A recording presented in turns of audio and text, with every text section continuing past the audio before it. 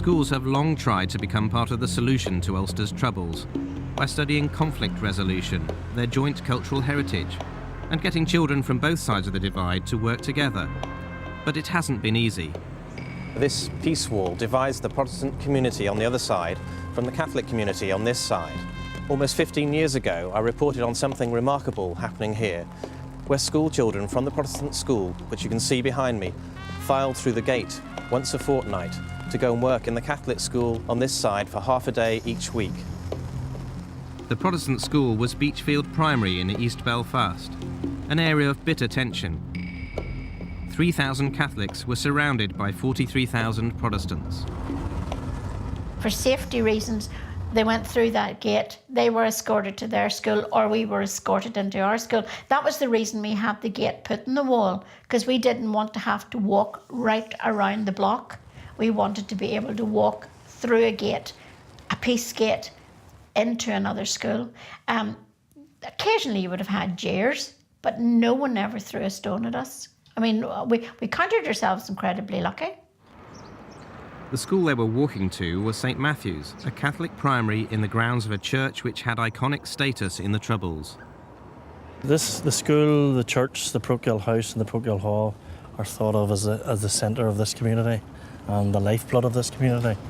And so consequently, if ever the area is under threat, this seems to be the first place it's threatened. Some say this is where the modern Troubles began, because the first people were shot dead in this area. But it really is a symbol of Catholicism in East Belfast, a symbol of republicanism in East Belfast.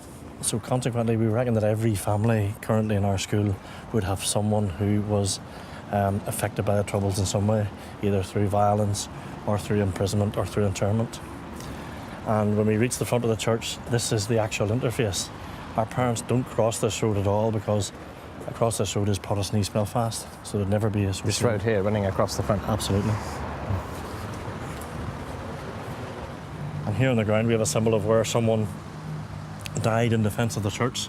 I think this is back in the early 70s.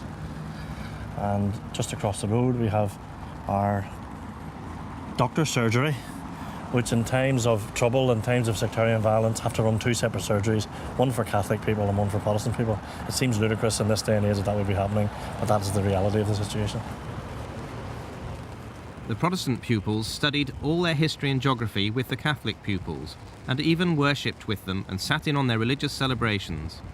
No other school was doing this. And because we were on the peace line, it was unheard of that a Protestant school would go into a Catholic chapel on the peace line. A lot of the hostility actually came more from adults than it came from children.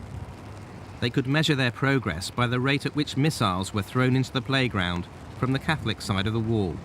Before all this work started, we would have come in the morning. The playground was littered with debris. You could have had prams, bricks, bins, anything in the playground, and you had to tidy that playground up in the morning. But once all the work started, and it didn't happen overnight, it took quite a few years. At the end, we had a tidy playground every Monday morning. Catholic and Protestant children who would otherwise never have met were becoming real friends.